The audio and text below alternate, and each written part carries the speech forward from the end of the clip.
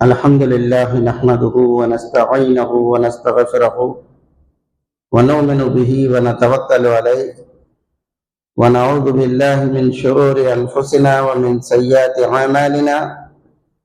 من يهده الله فلا مضل له ومن يضلل فلا هادي له.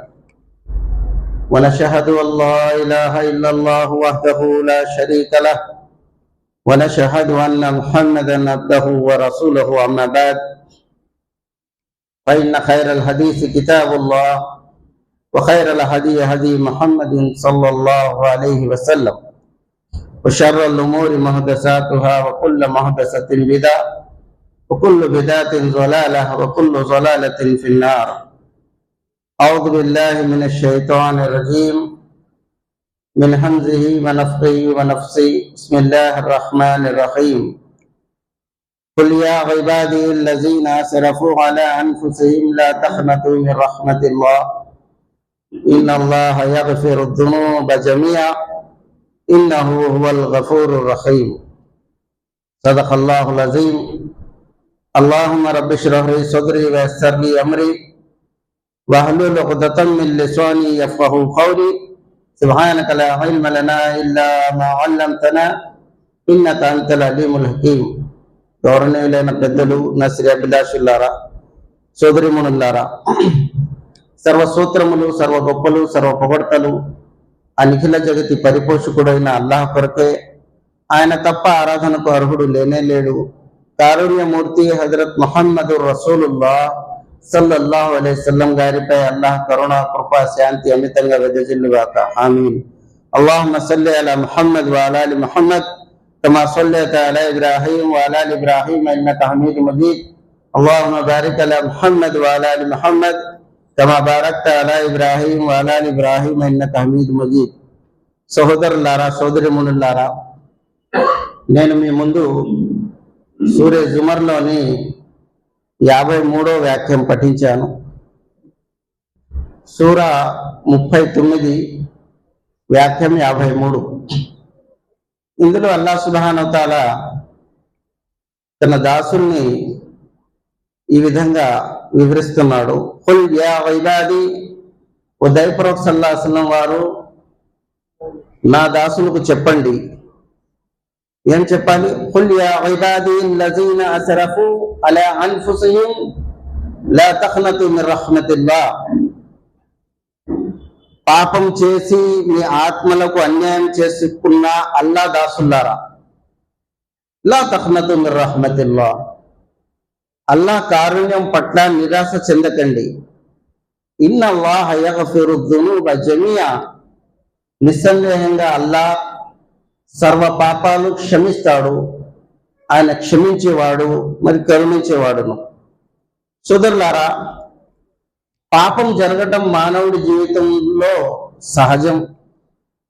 ఎందుకంటే ఒకటి శైతాన్ వెంటున్నాడు, రెండోది మన ఏదైతే నఫ్స్ ఉన్నదో, మన ఏదైతే జీవితంలో దారి మళ్లించడానికి మన ఒక ఆత్మపరమైన ఏదైతే వక్ర మార్గాలు ఉన్నాయో ఇవన్నీ మనకు దోహదపడతా ఉంటాయి. అయితే అల్లాహ్ సుబ్హానహు వ తఆలా పాపాత్ముడైన దాసుల్ని చీదరించుకోవట్లేదు. అంటే దీని అర్థం పాపం ఎల్లవేళలా చేస్తూ ఉండమని అర్థం కాదు. అల్లాహ్ సుబ్హానహు వ తఆలా మానవుడికి పాపం చేసిన తర్వాత నిరుత్సాహత వస్తుంది. మనిషిలో పుణ్యం చేస్తే జీవించాలనే కోరిక ఇంకా అధికమవుతుంది. పాపం చేస్తే చావాలనే కోరిక, నేను ఎందుకు పనికిరాను, నా జీవితం వ్యర్థమనే ఆ నిస్సహాయత, మరి నిశ్చాయత ఇటువంటి చోటు చేసుకుంటాయి. అందుకోసం అల్లాహ్ సుబ్హానహు వ తఆలా శైతాన్ మిమ్మల్ని, ఇక నువ్వు ఇంత పాపం చేశావు, ఇన్నిగా నువ్వు నీ జీవితంలో పాపాలు ఉన్నాయి, తెలిసి కూడా చేసావు, తెలియక కూడా చేసావు, ఇన్ని పాపాలు చేసినప్పటికీ అల్లాహ్ నిన్ను ఎలా క్షమిస్తాడు అని పదే పదే మన మనసుకి నిరుత్సాహపరుస్తూ ఉంటాడు. కానీ అల్లాహ్ సుబ్హానహు వ తఆలా మానవుడికి ధైర్యం ఇస్తున్నాడు. ఇలా నిరుత్సాహపడి ఇంకా పాపం మీద పాపం అధికం చేస్తా పోబాక, నీ పాపాల మొత్తానికి నేను క్షమించడానికి సిద్ధంగా ఉన్నాను. ఈ వ్యాఖ్యానంలో అల్లాహ్ సుబ్హానహు వ తఆలా ఏమన్నాడంటే, ఖుల్ యా ఇబాది అన్నాడు, నా దాసులకు చెప్పండి అన్నాడు. అంటే పాపం చేసిన వాళ్ళకి కూడా నా దాసులు అన్నాడు. అదే ఒక తండ్రి చూడండి, తన మాటను ధిక్కరించి ఇంటి నుంచి వెళ్ళిపోయిన తనయుడు తిరిగి వస్తే నా కడుపున చెడబుట్టే, అవును నా వాడు కాదు అంటాడు. కానీ అల్లాహ్ సుబ్హానహు వ తఆలా తిరిగి వస్తే ఏమంటున్నాడు? నా దాసుడు అంటున్నాడు. అందుకోసం పాపం చేసిన తర్వాత మానవుడు పశ్చాత్తాపడినట్టయితే అతని పాపానికి తప్పకుండా మోక్షం ఉన్నది అని అల్లాహ్ సుబ్హానహు వ తఆలా ఇందులో నిక్కచ్చితత్వంగా తెలియజేస్తున్నాడు. ఇంకో విషయం ఏమిటంటే, ఈ ధరణి మీద అల్లాహ్ కరుణ 1% అల్లాహ్ సుబ్హానహు వ తఆలా కురిపించాడు. ఇంకా 99% కరుణను అల్లాహ్ ప్రళయ దినాన తన విశ్వాసుల కోసం దాచిపెట్టాడు. ఈ ఒక్క కరుణ భాగాన్ని చూడండి. తల్లి, ఇద్దరు తనయులు ఉన్నారనుకోండి, ఒకడు అంగవైకల్యం గలవాడు, కాళ్ళు అవిటివాడు, నడవలేడు, ఇంట్లోనే కూర్చొని మలమూత్ర విసర్జన చేసి తల్లికి భారంగా ఉంటాడు. ఇంకో తనయుడు సంపాదించి తల్లికి తీసుకొచ్చి ఎలాంటి సేవలు చేస్తా ఉంటాడు. కానీ తల్లిని అడగండి, ఇరువురిలో ఎవరిని అత్యధికంగా నువ్వు ప్రేమిస్తున్నావు అంటే ఈ వైకల్యం గల వాడినే నేను ప్రేమిస్తానంటది. ఎందుకంటే ఎంత బలహీనత ఉంటుందో అంతగా కరుణ వాత్సల్యానికి అతను ప్రథమ పాత్రుడు అవుతాడనమాట. అదే విధంగా అల్లాహ్ సుబ్హానహు వ తఆలా ధరణి మీద పాపం చేసి పశ్చాత్తాపపడే దాసుకి అత్యధికంగా ప్రేమిస్తాడు. అందుకోసం అల్లాహ్ సుబ్హానహు వ తఆలా అంటాడు, ఇన్నల్లాహ యుహిబ్బుత్ తవ్వాబీన వ యుహిబ్బుల్ ముతతహ్హిరీన్. నిస్సందేహంగా అల్లాహ్ క్షమాపణ వేడుకునే వాడిని ప్రేమిస్తాడు, మరి పవిత్రంగా ఉండే వాడిని ప్రేమిస్తాడు. ఇందులో విషయం అర్థమైంది ఏంటంటే, మనం చేసే పాపాలు కొన్ని రీతుల్లో వేరే వేరేగా ఉంటాయి.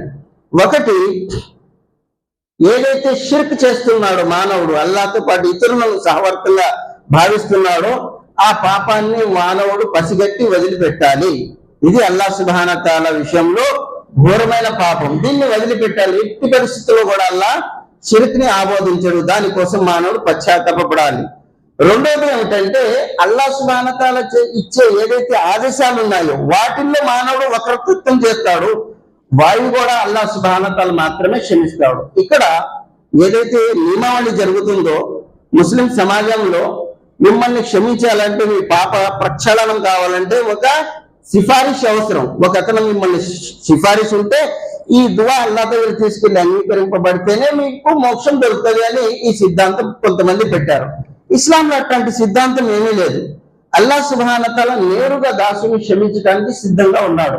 ఖురాన్లో అల్లాహ్ సుబ్హానహు వ తఆలా అంటున్నాడు, వఖాల రబ్బుకుమ్ ఉదుఊని అస్తజీబ్ లకుమ్ ఇన్నల్లజీన యస్తక్బిరూన అన్ ఇబాదతి సయదఖులూన జహన్నమ దాఖిరీన్.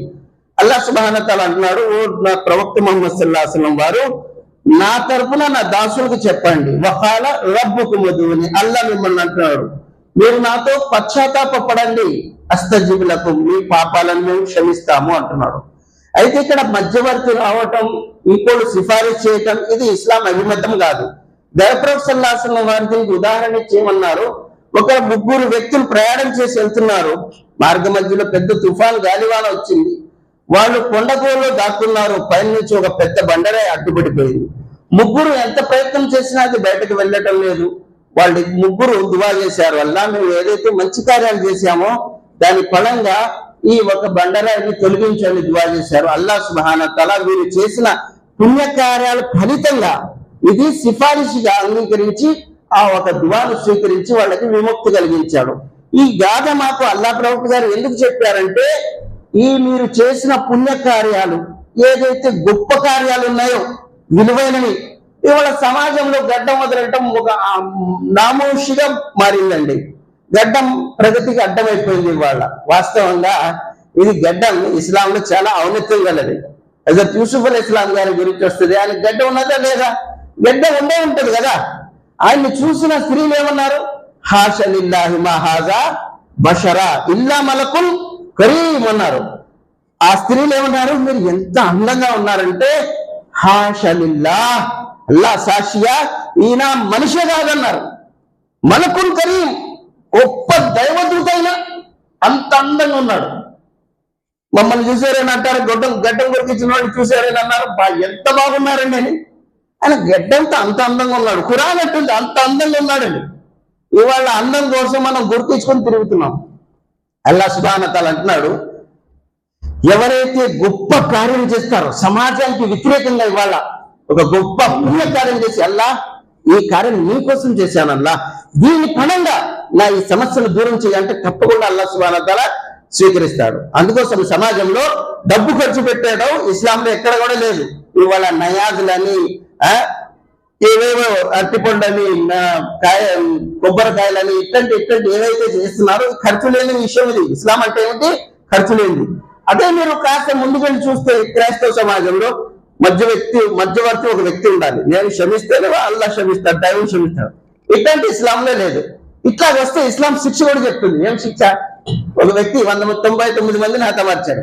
వెళ్ళి ఒక వ్యక్తి నాకు సలహా అడిగారు, అయ్యా నన్ను క్షమాపణ వేడుకోవాలనుకుంటున్నాను, అల్లాహ్ నాకు క్షమిస్తాడంటే, కర్కోట కూడా 99 మంది చంపినావా, నిన్నెలా క్షమిస్తాడు అల్లా అనగానే కోపం వచ్చి ఆయన కూడా 100 పూర్తి చేశాడు. అయినా సరే మనసులో ఆ భావన ఇంకా మిగిలి ఉంది, నన్ను క్షమించేవాడు ఉన్నాడు అని. ఇంకో వ్యక్తిని అడిగితే ఆయన అన్నాడు, తప్పకుండా క్షమిస్తాడు అయ్యల్లా. అల్లా క్షమించడు అని ఎవరైతే అంటారో వాళ్ళ శిక్ష ఏమిటి? ఇస్లాంలో చెప్పడం లేదు ఆయన. అల్లా క్షమించడు, నేను అంటే నన్ను రాజీ చేసుకుని నాకు ఖుషి చేస్తే నేను చెప్తే అల్లా క్షమిస్తాడు, నేను మధ్యలో ఉన్నాను కదా అన్నాడు. మధ్యలో ఉండటం ఇష్టం లేదు. అందుకోసం ఇస్లాంలో ఎవరు కూడా మధ్యవర్తులు లేరు. అందుకోసం వాళ్ళ సమాజంలో అల్లాహ్ సుబ్హానహు వ తఆలా ఏమన్నాడు, వైదా సాలక వైదాది అన్ని ఫైన్ని ఖరీద్. ఓ ప్రవక్త సల్లల్లాహు అలైహి వసల్లం వారు, నా దాసులు నిన్ను నా గురించి అడుగుతున్నారయ్యా అల్లా ఎక్కడున్నాడని. అన్ని ఫైన్ని ఖరీద్, నేను చాలా దగ్గర ఉన్నాను చెప్పండి. కంట నాడి కంటే దగ్గర ఉన్నాను. దగ్గరున్న అల్లాహ్తో చెప్పాలా, దూరం ఉన్న వలితో చెప్పాలా? ఏమంటే దగ్గరున్న అల్లాహ్తో చెప్పాలి, దూరం ఉన్న వలి అందరు దూరం ఉన్నారు, కానీ నా దగ్గర ఉన్నారు అల్లా మాత్రమే ఉన్నాడు, అల్లానే చెప్పాలి. అందుకోసం అల్లా అన్నాడు,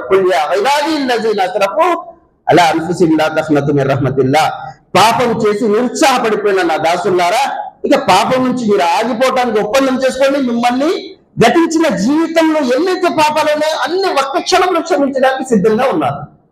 కానీ మీరు కూడా ఒక ఒప్పందం చేయాలి. అదేంటంటే గ్యారంటీకే ఉన్న జీవితాన్ని గడిపేశారు, ఆ పాపాలన్నీ క్షమిస్తాను నేను. కానీ ఏదైతే గ్యారంటీ లేని జీవితం ఉందో అది నా కోసం మీరు కేటాయించండి, ఈ ఒప్పందం చేస్తే మీ తప్పులన్నీ క్షమిస్తాను.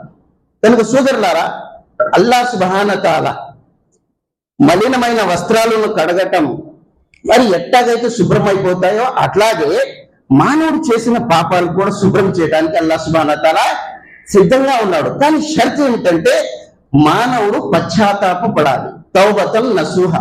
ఎలాంటి తౌబా చేయాలంటే అందులో సిగ్గు బిడియం ఉండాలి, మళ్ళా ఆ పాపం చేయకూడదు. కనుక ఇస్లాంలో అల్లాహ్ సుబ్హానహు వ తఆలా ఒక పాపం చేసిన వ్యక్తికి అభయం ఇస్తున్నాడు, చెప్తున్నాడు, ఇక నువ్వు పాపం నుంచి ఆగిపో, పశ్చాత్తాపడినందుకు నేను నీకు ఎంతగా ఆనందిస్తానంటే నువ్వు చేసిన పాపాలు కూడా పుణ్యాలుగా మారుస్తాను అంటున్నాడు. ఇంత గొప్ప వరం ఇస్తానంటున్నాడు. చేసిన పాపాలు కూడా పుణ్యాలుగా మారుస్తాను. మనం విన్నాం, అంతా అర్థం చేసుకున్నాం. చూడండి, అందుకోసం అల్లాహ్ సుబ్హానహు వ తఆలా మనిషికి అవకాశం ఇస్తాడు. ఈ అవకాశాన్ని మనం ఏమనుకుంటాం, ఏదో మనకి మేలు జరుగుతుంది అనుకుంటాం. మేలు కాదు అది. ఎవరికైతే ఎమ్మటే చేసిన తప్పుకి శిక్ష పడుతుందో అది అల్లాహ్ సుబ్హానహు తరపు నుంచి శిక్ష. ఎప్పుడు దాకా అయితే పాపాన్ని వదలదో ఆ శిక్ష తొలగదు. మరి ఎవరికైతే అవకాశం దొరుకుతుందో అది ఘోరమైన శిక్ష. అల్లాహ్ సుబ్హానహు తఆలా ఎట్లాగ పడతాడంటే, ఫిరౌన్ చూడండి ఎన్ని పాపాలు చేశాడు.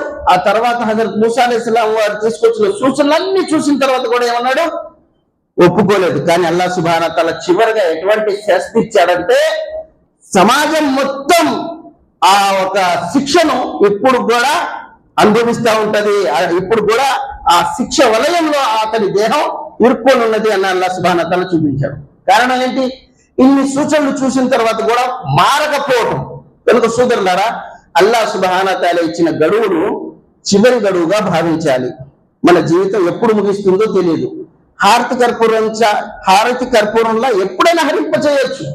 కానీ మనం ఏం చేస్తున్నాం అనుకుంటున్నాం అంటే మనకి ఎంతో అవకాశం దొరుకుతుంది, ఇంకా మనం సుఖాలను జురుకుంటున్నాం అనుకుంటాం. కాదు, అట్లా ఏం కాదు. అల్లాహ్ సుబ్హానహు తఆలా శిక్ష రుజువు అయి ఉన్నది. కనుక అల్లాహ్ సుబ్హానహు తఆలా అన్నాడు, ఓ నా దాసులారా, ఇన్నల్లాహ యగ్ఫిరు దునూబ జమీయా, మీరందరి పాపాలను మరుక్షణం క్షమించగల సమర్థుడిని నేను. ఇన్నహు హువల్ గఫూరుర్ రహీమ్, నేను గఫూరుర్ రహీమ్. ఆ తర్వాత అల్లాహ్ సుబ్హానహు తఆలా అంటున్నాడు, వ అనీబు ఇలా రబ్బికుం వ అస్లిము, మీ దైవం మిమ్మల్ని పిలుస్తున్నాడు తన వైపుకు రమ్మని. వ అనీబు, మరలండి అల్లా వైపుకు. వ అనీబు ఇలా రబ్బికుం, మీ దైవం వైపుకు మరలండి అంటున్నాడు. పశ్చాత్తాపానికి మీరు సిద్ధంగా ఉన్నారా? అయితే రెండో షరతు ఏంటంటే అల్లా వైపుకు మరలాలి మీరు. ఇప్పుడు మీ కోరికల వైపు దిశలో ఉన్నారు మీరు, అలా కాదు, అల్లా వైపు మరలండి. చూడండి, ఒక గ్లాస్ ఉన్నది, గాజు గ్లాసు, నీళ్లు ఉన్నాయి, అందులో ఒక రాయి వేసామనుకోండి, రాయి వేరుకు కనిపిస్తాయి, నీళ్లు వేరుకు కనిపిస్తాయి. అదే ఒక చిటికలు కలర్ వేసామనుకోండి, రంగు నీళ్లలో కలిసిందా, నీళ్లు రంగులో కలిసిందా తెలియలేదు.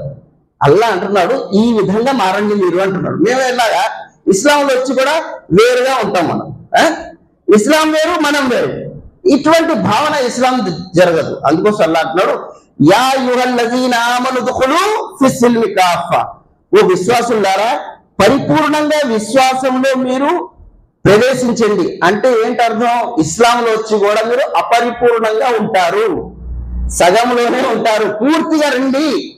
అల్లా అంటున్నాడు పూర్తిగా రండి, పూర్తిగా ఇస్లాం దర్పణంలో రండి. కారణం ఏంటి? పూర్తిగా వస్తే మీకు మేలు, సగంలో ఉంటే మేలు లేదు. మనం పేర్లకి ఓటర్ జాబితాల్లో, ఐడి జాబితాల్లో మన పేర్లు ఉన్నాయి, కానీ అల్లా జాబితాల్లో ఉన్నాయా? చూడండి, ఒక సిద్ధాంతం ఉంది ఇస్లాంది. ఒక వ్యక్తి క్రైస్తవ సమాజంలో పుట్టాడు అనుకోండి, ఆ కుటుంబీకులు మరి ఆ సంస్థ ప్రకారం అతను క్రైస్తవం అనబడతాడు. మరి హిందూ సమాజంలో పుడితే ఆయన హిందూ అనబడతాడు. కానీ ఒక ముస్లిం కుటుంబీకంలో పుట్టిన ఆ వ్యక్తిని సమాజం మొత్తం ముస్లిం అంటది, కానీ ఇస్లాం దర్పణంలో ముస్లిం కావడానికి షరతులు ఉన్నాయి. అతను అల్లా విధి విధానాన్ని ఒప్పుకోవాలి, అల్లా చెప్పిన సిద్ధాంతానికి అతను జీవితం గడపాలి. అప్పుడు అల్లా దృష్టిలో అతను ముస్లిం అనబడతాడు. లేదా సమాజం దృష్టిలో అయితే ముస్లిం ఉంటాడు, కానీ అల్లా దృష్టిలో ముస్లిం ఉండాలి. దానికి కొన్ని నియమాలు వర్తిస్తాయి. మనం ఏం చేస్తున్నాం? మన జీవితం ఇట్లాగే శరమామూలే గడుపుతున్నాం, ఇట్లాగే ఏమాత్రం లాభదాయకం కాదు. ఇది ఇహలోకంలో మనకు కొత్త గొప్ప లాభం చేకూర్చిన పరలోకంలో ఏమాత్రం లాభం ఉండదు. కనుక సోదరులారా, మనిషి దేనికైతే విలువనిస్తాడో దానికోసమే ఎక్కువగా సమయాన్ని కేటాయిస్తాడు.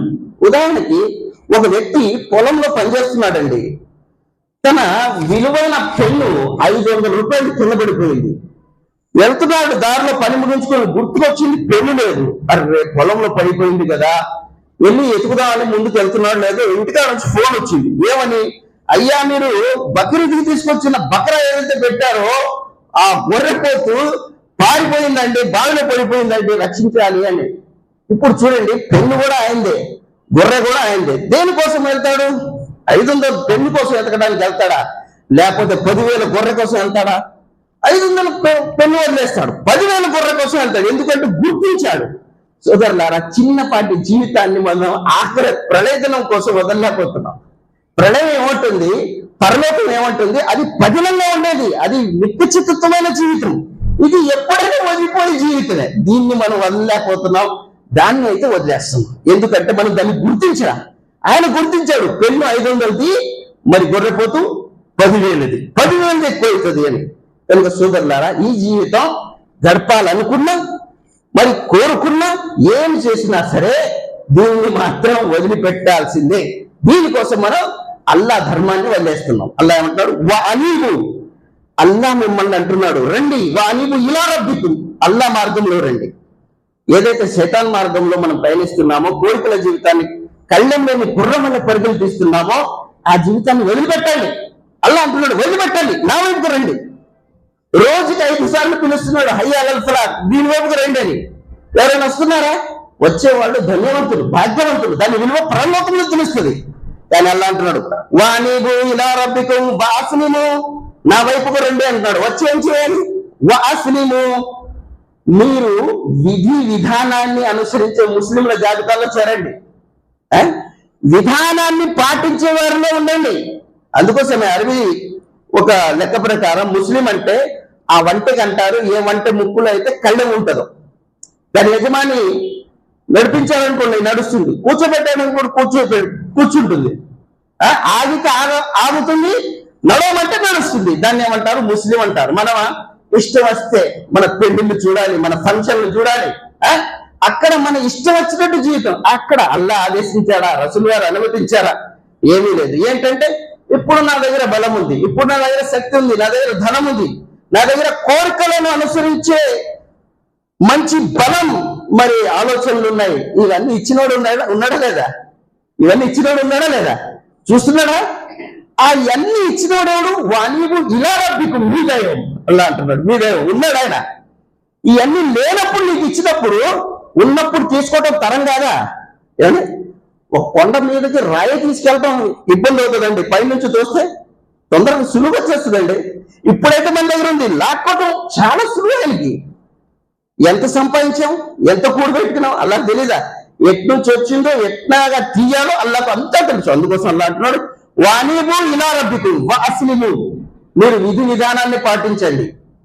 అయ్యాతియకుములజాబ్ సుమ్మలా తుంచరు, శిక్ష మీ మీద రాకముందే, ఎవరి సహాయం మీకు అందకముందే. అల్లా అంటున్నాడు, శిక్ష రాకముందే మారిపోండి అంటున్నాడు. మనమైతే అల్లా క్షమిస్తాడు, గఫూరు రహీం. ఎందుకంటే మేము షిర్క్ చేయలేదు, కానీ అల్లా క్షమిస్తాడు అంతేనా? శిక్షించడా? ఏమంటే ఆయన గుణాలు రెండు ఉన్నాయి. అల్లా సుబ్హానహు వ తఆలా అంటున్నాడు, మన్ ఖషియర్ రహమాన్ బిల్ గైబ్, ఏమంటున్నాడు? భయపడండి ఆ రహమాన్తో, ఎవరైతే అగోచరంలో ఉన్నాడో, కనిపించడం. మనం ఏమంటాం, అల్లా కరుణామయుడు క్షమించేస్తాడు. ఎన్ని చేసినా క్షమిస్తాడా? మోసాలు చేసి, అక్రమాలు చేసి, అకృత్యాలు చేసి, ఏం చేసినా క్షమిస్తాడు. కానీ అల్లా సుబ్హానహు వ తఆలా అంటే అట్ట ఎట్లా అవుతుంది? నీకు అర్థమైన తర్వాత దాని నుంచి ఆగిపోవాలి. నువ్వు ఆగకుండా బరితెగించిన పశువులాగా వ్యవహరిస్తే అల్లా యాతన కొరడ ఏదైతే ఉందో గతించిన జాతుల మీద జోడిపించాడో, నామరూపాలే లేకుండా పోయారు. నువ్వు నామరూపాలు నేను తుడిచిపెట్టలేనని భావిస్తున్నావా అంటున్నాడు అల్లా. వానీబు ఇలా రబ్బికు వాస్లిము, నేను కరుణామయుడే, కానీ నిన్ను పట్టుకోవటానికి వస్తే, శిక్షించటానికి వస్తే ఎవ్వరి సహాయం నీకు అందదు అంటాడు. ఈ గుండెల్లో ఉన్న, గొంతుల్లో ఉన్న ఏదైతే ఆత్మ ఉందో ఇది అల్లా చేతుల్లో ఉందండి. అల్లా చేతుల్లో ఉంది. తాను తలిచిన రీతిలో దాన్ని ఆడించగలడు. ఈ దేని ముందు చూసారా, మన దగ్గర ఉంది కదా, దాని రిమోట్ అల్లా దగ్గర ఉంది. అంత బాగానే ఉంటది, కానీ అక్కడ బటన్ నొక్కితే ఏం దేహంలో అతలాకుతలం అవుతాయో, డాక్టర్ దగ్గరికి వెళ్తే కూడా అడిగి అర్థం కాదు, ఏమవుతుంది నీకు అంటాడు. మనం చెప్తేనే తెలియదు, అది మనం చెప్తేనే తెలియదు ఏమవుతుంది అంటాడు. అట్లాగా మానవుడి జీవితాన్ని దౌర్భర్యం చేయగల శక్తి సామర్థ్యం నా దగ్గర ఉంది అని భయపెడుతున్నాడు. కారణం ఏంటి? మార్చాలనుకుంటున్నాడండి అల్లా మార్చాలనుకుంటున్నాడు మానవుణ్ణి. ఆ రుగ్మతుల నుంచి పవిత్రపరిచి తన స్వర్గదాయకమైన జీవితం ఇవ్వాలనుకుంటున్నాడు. అల్లాహు అక్బర్. అది మనిషికి అర్థం కావాలి.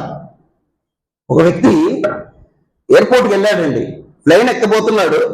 మధ్యలో అతనికి బ్యాగ్ ఏదైతే ఉందో దొంగ కొట్టేశాడంటే, దొంగ కొట్టేశాడు. ఈయన చాలా పరేషాన్లో ఉన్నాడు. తర్వాత ఫ్లైట్ ఎగిరే టైం కూడా వచ్చేసింది. ఫ్లైట్ కూడా ఎగిరిపోయింది. కొంతసేపు తర్వాత ఫోన్ వచ్చింది ఆయనకి. అయ్యా ఎక్కడున్నావురా నువ్వు అంటే, అయ్యా నా బ్రీఫ్ కేస్ ఏదైతే ఉందో, నా సూట్ కేసు ఎవరో కొట్టేశాడరా, నేను వెళ్ళలేకపోయాను, కిందే ఉన్నాను అన్నాడు. ఫ్లైట్ అయితే ఎగిరిపోయిందంటే, మా నాయన చాలా మంచి పని జరిగింది, ఎగిరిన ఫ్లైట్ కొన్ని క్షణాల్లోనే అది పేలిపోయింది అన్నాడు. ఇప్పుడు చెప్పండి, ఆ దొంగకి తను సత్కరిస్తాడా, కొడతాడా? కనిపిస్తే ఏ మాత్రం అన్నాడు, బా ఎంత మంచి పని చేశారా బాబు, ఈ గనగా సూట్ కేసు కొట్టకపోతే నా ప్రాణం పోయి ఉండేది అంటాడు. అట్టాగే అల్లా సుబ్హానహు వ తఆలా మానవుడి జీవితంలో ఏది ఇచ్చినా కూడా మేలు ఇస్తాడు. మనం ఏమనుకుంటాం దాన్ని, అబ్బా నిబంధనలు పాటించాలా, నిబంధనలు పాటిస్తే మనకే మంచిది. చూడండి, డాక్టర్ గారు ఒకటే గోళీ ఇస్తాడు, మధ్యాహ్నం, సాయంత్రం, మరి ఉదయం, 3 ఒకే గోళీలు.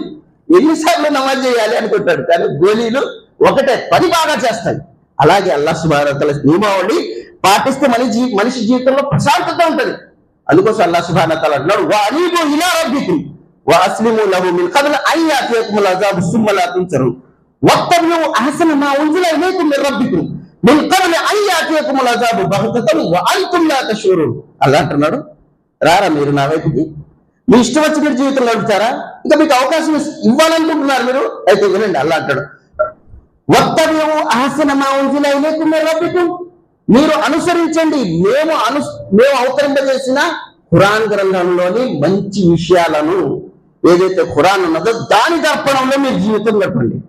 వత్తబిఉ అహ్సన మా ఉన్జిల ఇలైకుం మిన్ రబ్బికుం, మిన్ ఖబ్లి అన్ యాతియకుముల్ అజాబ్, మీకు అకస్మాత్తుగా అల్లా శిక్ష విరుచిక పడక ముందే మీరు మారిపోండి. అల్లా అంటున్నాడు అకస్మాత్తుగా కూడా ఇస్తాం, అకస్మాత్తుగా కూడా మీ జీవితంలో శిక్ష రావచ్చు. కనుక నేను పంపించిన నియమావళి మీద మీరు జీవితం గడపండి. ఇవాళ మనం అల్లా ఇచ్చిన నియమావళి మనకు నచ్చదు, మనం ఇష్టం వచ్చినట్టు మన జీవితం గడుపుతున్నాం. గడుపుతామండి. గడియారం ముళ్ళు ఎక్కడ తిరిగినా పన్నెండు మీద రావాలా లేదా? ఎంత జీవితం గడిపినా చావాలా లేదా? అల్లా అంటున్నాడు నువ్వు ఎక్కడ తిరిగినా నా దగ్గరే రావాలి. అందుకోసం విశ్వాసులు ఆలోచన ఎలా ఉంటుందో తెలుసా? అల్లజీన యజున్నూన అన్నహుం ములాఖు రబ్బిహిం వ అన్నహుం ఇలైహి రాజిఊన్. విశ్వాసులు ఎవరైతే ఉన్నారో నిక్కచ్చితంగా వారి ఆలోచనలు ఎప్పుడు కూడా నేను ఒకనాడు చావాలి, నా అల్లా దగ్గర చేరాలి అని నేను మళ్ళీపోయేది అల్లా వైపు అని భావన ఉంటది. అలా ఉంటే సమాజం మొత్తం చక్కగా ఉంటది. లేకపోతే స్వార్థపూరితమైన జీవితం అడుగడుగున మనకు తారసపడతా ఉంటది. తన కోసమే జీవిస్తాడు, అదే చావాలి అనుకుంటే అందరి కోసం జీవిస్తాడు. ఇవాళ చావును మర్చిపోయాం, మనం చావును మర్చిపోయాం. అల్లా ఇచ్చిన విధానాన్ని మనం కాలరాసి మన కోరికల జీవితాన్ని గడుపుతున్నాం. అల్లా అంటున్నాడు ఉలాగు, అలా కోరికల జీవితాన్ని గడిపితే నేను అవతరింపజేసిన ఖురాన్ పక్కన పెట్టి మీ సిద్ధాంతం ప్రకారం మీరు జీవితం గడిపినట్టయితే నేను ఊరుకోను, నా సిద్ధాంతం వేరే ఉంటుంది. అందుకోసం అల్లా అంటున్నాడు అకస్మాత్తుగా పట్టుకుంటానన్నాడు. అయ్యాకేకముల అజాబు బగతతం వాంతుం లా తషూరు. ఇదైతే ప్రపంచ జీవితం కదా. సరే, ఇక్కడ నుంచి మిమ్మల్ని మేము పట్టలేదు, ఏం చేయలేదు, వదిలేశాము.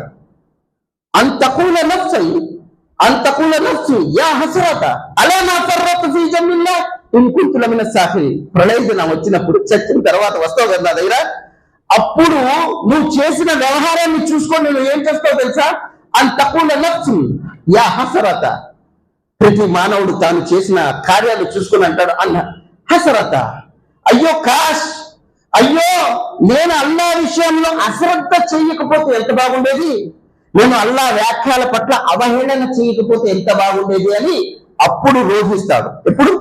ఇప్పుడైతే అవహేళన చేస్తున్నా ఉంటాం. అరే భయ్ మీరు వడ్డీ వదలండి, వడ్డీ వ్యాపారం రెండు ఒకటేగా, వదిలితే ఎట్టాగా, వదిలితే కట్న కానుకలను తెదించండి, మహర్ ఇవ్వండి అంటే అందరు తీసుకుంటున్నారు కానీ నేను వదిలితే ఎట్టాగా అంటాడు. అందరు చేసే విధానం లాగా నేను చేయాలి అని.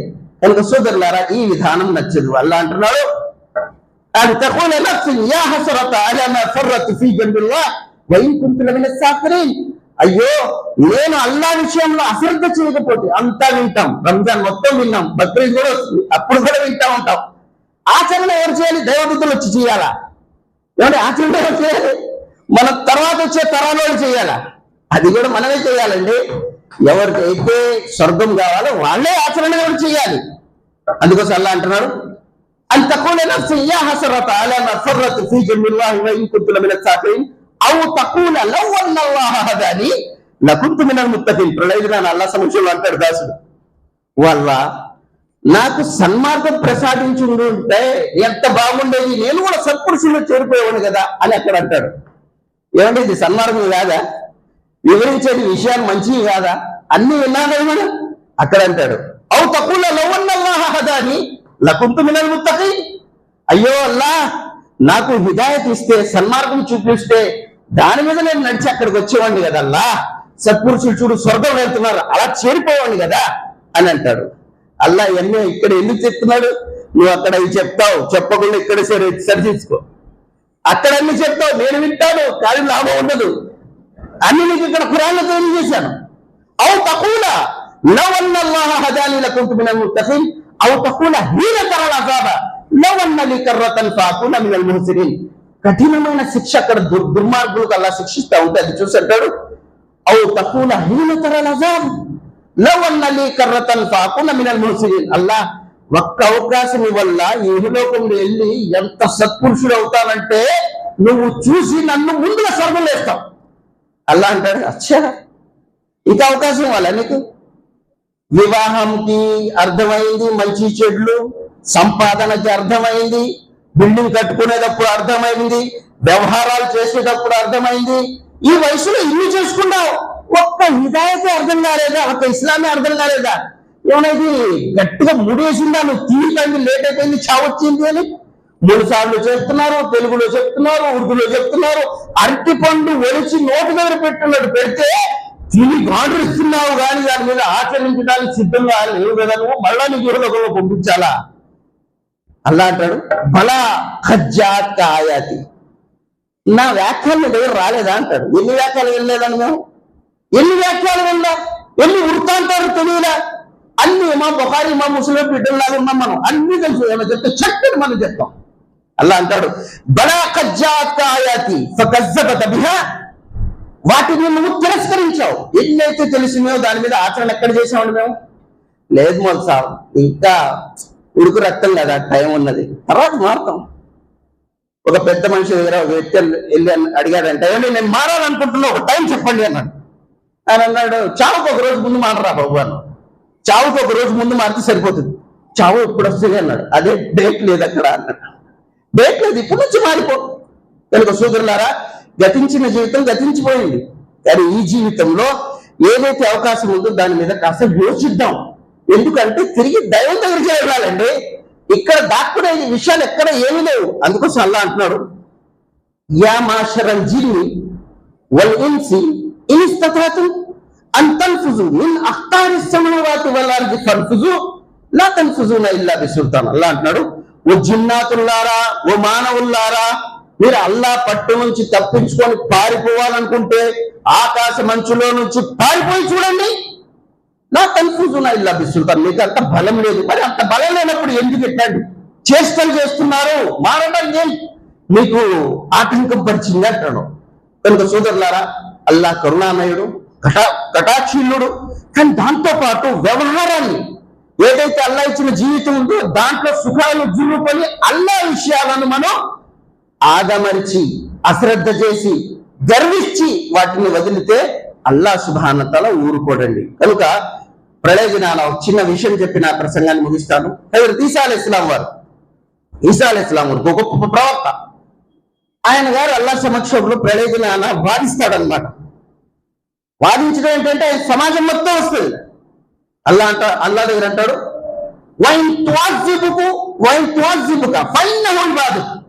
ఇంత పెద్ద సమూహం వచ్చిందల్లా, ఒకవేళ శిక్షించదలిస్తే నేను అసలు శిక్షించుకో. కానీ అల్లా తల్లి తన బిడ్డ మీద కనబరిచే అనురాగం కంటే నువ్వు అత్యధికంగా దాసులను ప్రేమిస్తావు కదా, ఎలా శిక్షిస్తావు? అల్లా నీ స్వహస్తాలతో తయారు చేసావు, నువ్వు స్వహస్తాలతో తయారు చేసి ఈ స్వహస్తాలతో నరకపాలు చేస్తావు ఈ సమాజాన్ని. ఈ భావన ఇందులో ఉంది. అల్లా సుబ్హానహు వ తఆలా ఆయన పదజాలను ఖురాన్లో స్వర్ణ అక్షరాలతో లిఖించేమంటున్నాడు వైన్ తోజిబుక ఫైన్నహు ఇబాదు వైన్ తగ్ఫిర్ లక ఫైన్నక అంతల్ అజీజుల్ హకీమ్. ఒకవేళ నువ్వు క్షమిస్తే నువ్వు కరుణామయుడు కల్లా శ్రేష్ఠుడి వెళ్ళా అని ఆయన 2 వాదనలు పెడతారు. క్షమించల్లా, శిక్షించవాక అని. అల్లా ఏం చేయాలి? చలు ఇంత పెద్ద ప్రవక్త సిఫారిష్ని అంగీకరించాలా? అల్లా సిద్ధాంతం వేరే ఉందండి. అల్లా ఏమంటున్నాడు? అల్లా సుబ్హానహు వ తఆలా అంటాడు ఖాలల్లాహు హాదా యౌమ యన్ఫౌ స్సాదికీన సిద్ఖుహుం. అల్లా తీర్పు వినండి, అల్లా జడ్జిమెంట్. ఇక్కడ ఒక ప్రవక్త దువా, ఆయన సిఫారిష్ ఉంది. ఏంటి? అల్లా ఎందుకు క్షమించేసేయాల? నువ్వు అసలు ఏం చేస్తావు? నువ్వైతే క్షమిస్తే కరుణామయుడు కల్లా శ్రేష్ఠుడు. కానీ అల్లా తీర్పు ఉంది ఖాలల్లాహు హాదా యౌమ యన్ఫౌ స్సాదికీన సిద్ఖుహుం. ఓ ఈసా ఇబ్న్ మరియం, ఈ ప్రదేశం ఎటువంటిది తెలుసా? పాపం చేసిన వాడిని పుణ్యం చేసిన వాడిని సమానం చేసేది కాదు ఇది. నమాజ్ చేసిన వాడిని కూడా క్షమించాలి, నమాజ్ చేయకుండా వాడిని కూడా క్షమించాలి, షిర్క్ చేసేవాడిని కూడా క్షమించాలి, ఒక్క దైవాన్ని ఆరాధించేవాడిని కూడా క్షమించాలి. ఇటువంటి పద్ధతి ఇక్కడ లేదు. హాదా యౌమ యన్ఫౌ స్సాదికీన సిద్ఖుహుం. ఎవరైతే సత్యాన్ని గమనించి గుర్తించి దాని మీద నడిచి ఇక్కడికి వస్తారో, నడిచి రావాలి, గమనించి రాకూడదు. మనకంతా తెలుసండి, ఆలోచిస్తుంటే ఎక్దం పర్ఫెక్ట్ తెలుసు కదా, ఆచరించారా? లేదు, ఆచరించకూడదు. అల్లా అంటాడు హాదా యౌమ యన్ఫౌ స్సాదికీన సిద్ఖుహుం. దాని మీద నడిచి రావాలి. శైతాను నడుస్తాడా? ఆగి ఉంటాడు. శైతాన్ ఏం చేస్తాడు? ఆగి ఉన్నాడు. మోమిన్ ఏం చేస్తాడు? ముస్లిం నడుస్తా ఉంటాడు. అందుకోసం నడవాలి మనం. అల్లా అంటున్నాడు ఖాలల్లాహు హాదా యౌమ యన్ఫౌ స్సాదికీన సిద్ఖుహుం లహుం అజ్రుహుం ఇంద రబ్బిహిం. వారి కోసం మేము ప్రతిఫలం ఇస్తాం, స్వర్గవనాలకు మేము వాళ్ళకి స్వాగతిస్తామన్నారు. కనుక సోదరులారా, ఇది ఏదో నావిల కథలు కావండి. ఈ విషయాలు ఎటువంటివో తెలుసా? ఈ ఇస్లాంలో బలం లేకపోతే, పవర్ లేకపోతే మక్కా మదీనాలోనే తిరిగేది కానీ ఇంత దూరం వచ్చేది కాదు. ఇక్కడ దాకా వచ్చిందంటే దీంట్లో చాలా శక్తి ఉన్నది. అనుసరించేవారు అందనాన్ని ఎక్కుతారు, తిరస్కరించిన వారు అల్లా అధిష్టానం అండేది. నేనైతే తీర్పు చేయను, అల్లా అధిష్టానం. కనుక సోదరులారా, అంచెంచున ఎదగటం ప్రతి మానవుడు కోరుకుంటాడు. కనుక ఇస్లాంలోని ఉత్తమమైన విషయాల మీద ఆచరించండి. మనం, మన పిల్లలు, మన భార్య పిల్లలు, మన సమాజం మొత్తం చక్కగా వర్ధిల్లుతుంది. ప్రశాంతమైన వాతావరణం ఉంటుంది. చనిపోయిన తర్వాత అల్లాహ్ సుబ్హానహు వ తఆలా క్షమాపణ దొరుకుతుంది. మరి స్వర్గదాయకమైన జీవితం మనకు లభిస్తుంది. అల్లాహ్తో దుఆ చేస్తున్నాం. అల్లాహ్ సుబ్హానహు వ తఆలా ఏ జీవితం అయితే మాకు ఇచ్చావో ఆ జీవితాన్ని అర్థం చేసుకునే మహాభాగ్యం ప్రసాదించుగాక. అల్లాహ్ సుబ్హానహు వ తఆలా మనం తెలిసి తెలియక ఏవైతే పాపాలు చేశామో వాటన్నిటిని మోక్షం ప్రసాదించి అల్లాహ్ సుబ్హానహు వ తఆలా మళ్ళా పాపాల స్థానంలో పుణ్యాలు చేసుకునే మహాభాగ్యం మనందరికి కల్పించుగాక. అల్లాహ్ సుబ్హానహు వ తఆలా మమ్మల్ని అందరినీ నీ ఒక నిష్ఠాపరులైన దాసుల జాబితాలో చేర్చుగాక. అల్లాహ్ సుబ్హానహు వ తఆలా ఏదైతే విన్నామో దాన్ని అర్థం చేసుకొని దాని అనుగుణంగా చివరి శ్వాస వరకు ఆచరించే మహాభాగ్యం మనందరికీ ప్రసాదించుగాక. ఆమీన్. సుబ్హానక రబ్బిక రబ్బిల్ ఇజ్జతి అమ్మా యసిఫూన్, వస్సలామున్ అలల్ ముర్సలీన్, వల్హమ్దులిల్లాహ్.